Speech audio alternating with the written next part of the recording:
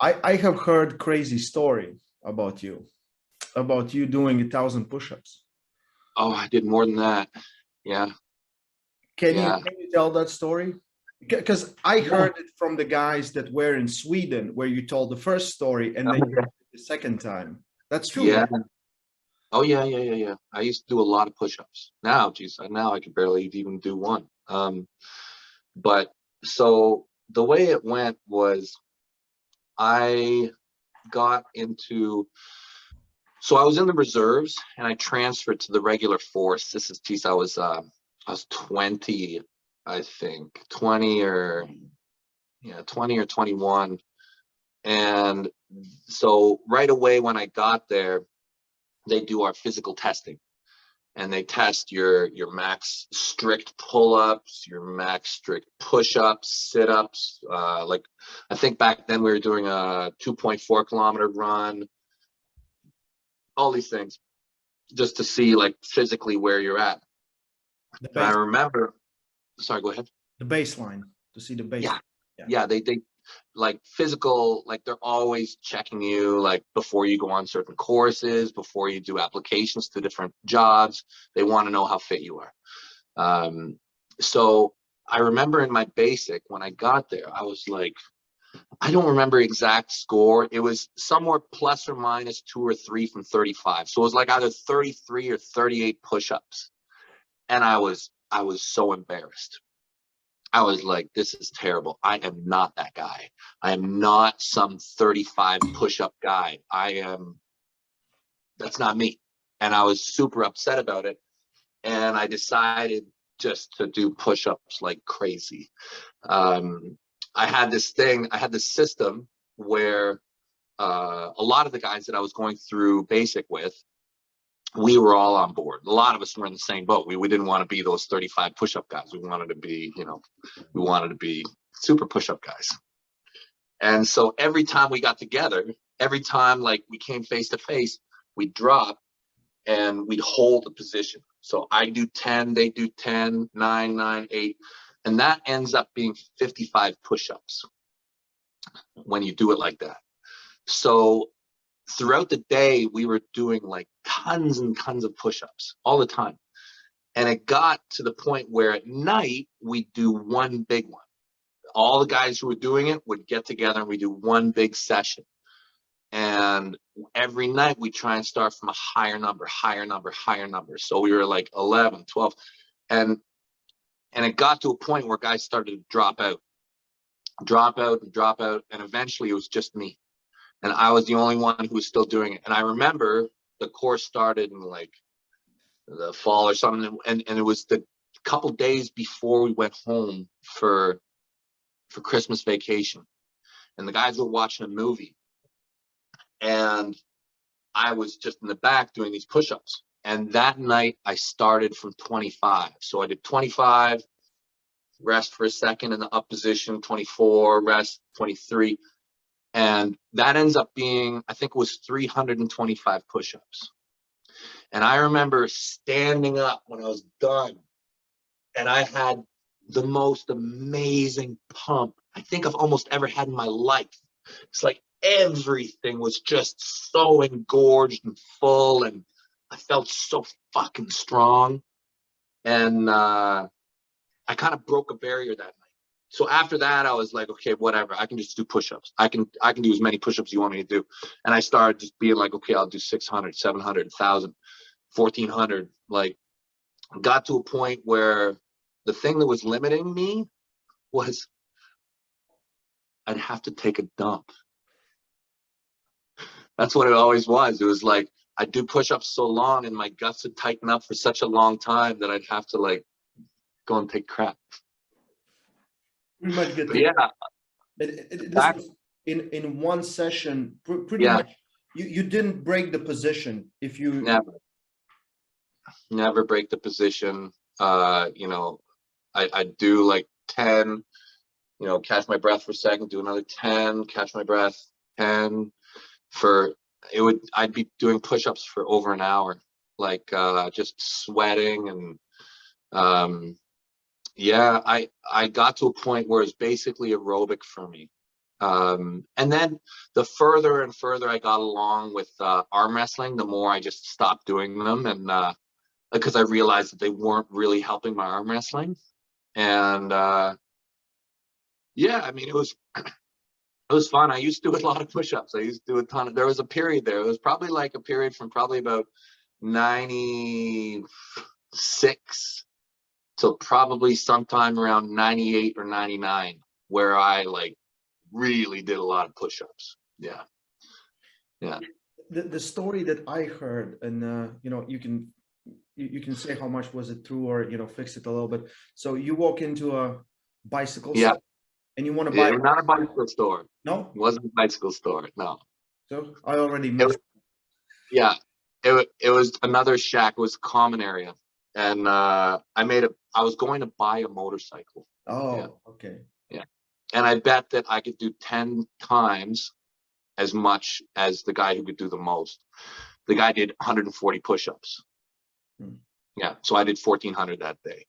And Yeah. and you tell, I think someone asked you about this story in Sweden, and you told this story, and they said bullshit, and you said, how about you do how much you can do, and I'll do 10 times more. No, that's not true. That's not true. No, okay. no, I didn't do any push-ups that day. I don't think. Oh. No, I don't think I did any push-ups in Sweden. Is that what you heard? That's what I heard. That's what I heard. Because they were telling me the story. I'm like, this is crazy. I'm like, I kind of can believe it, but I have to check with Devon. No, it's not true. I used to do a ton of push-ups. Back, if you had caught me, you know, between 20 and 25, yeah. Like, and Jody, I mean, Jody can verify all of it. I mean, she was around. Like, I'd do push-ups for like an hour at night quite often. There is medical condition where some people do not develop high levels of lactic acid, or their body doesn't fight lactic acid. Could you be one of those people? Because I have seen you on arm wrestling table when you arm wrestle for an hour, and every time you work with someone, they will start, you know, you will start looking like you're getting stronger throughout the match every time. I don't know. I'll give you the best information I can. So here's what I know. Look, so one thing that I think that people like to think that there's gifts in this world. A lot of people like to believe in gifts, and some people believe in hard work, and maybe it's a combination of things. I train a lot. Like, I don't think I've ever met anybody who trains as much as me. I really don't. Like, with great degree of honesty, I don't think I've ever met anybody who trains as much as I do. Now it's interesting right now because of the experiment that I'm doing, where I'm only training my right arm. My left arm is very good still. It's probably better than it's ever been. However, my left arm will get tired. So when we arm wrestle, like if I'm going to a club and I arm wrestle right and left, my right doesn't get tired. It doesn't. Like, I can arm wrestle for 2 hours and it doesn't get tired. But my left will. My left will start, like, it's still good, but it's not what my right is. Another thing that's interesting to me is, so I had some testing done while I was with the Special Forces. So, and their physical testing is a little bit more advanced than the stuff that you normally get. So at the time when I got to the Special Forces, this is a time when I had won the military Ironman. So I placed first place, and I was big. I was like, you know, I was probably weighing in at 230 pounds, winning an Ironman. So I knew, and my heart was good. Like, I was probably sub 40. I was probably like high 30s, like 37, 38 beats a minute back then. On my run times, I was fast. Like, when I did my selection for the Special Forces stuff, I was always at the front. all the runs, everything. I was always right at the front of the pack. So we did some testing when like we got there, and they wanted to like kind of go into more depth of exactly what we all physically were. So they did a lot of different testing. And the test that really stood out to me was the VO2 test. Okay. So VO2 is your ability to, you know, use oxygen, burn oxygen as fuel, which going into it, I was like, okay, I'm going to totally crush this test because I'm the fastest guy in the runs and I just won the Ironman. So I'm like, I'm going to have a great VO2 score.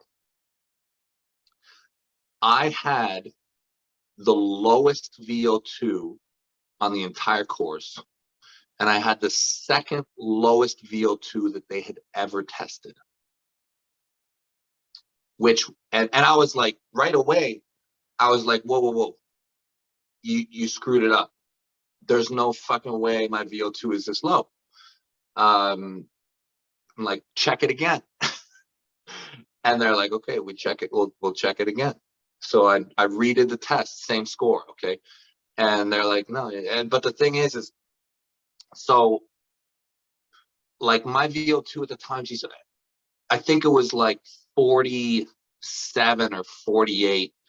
And I don't understand a lot about the VO2 scores, but like, not that 47 or 48 is terrible, but 47 or 48 for what I was doing did not add up.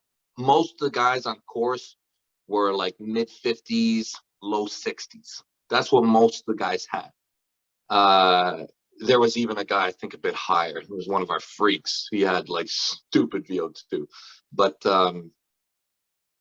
yeah, so mine was super low. So, I mean, the theory is that probably I'm using a different energy system. Probably there's something going on with my lactate system that is probably super dialed in. Like I probably have a lactate system that is doing a lot of the work. I don't know. You'd have to be like somebody with some kind of knowledge of this stuff. But yeah, it's true. I mean, I definitely have an ability to do prolonged high level work. It's always been that way.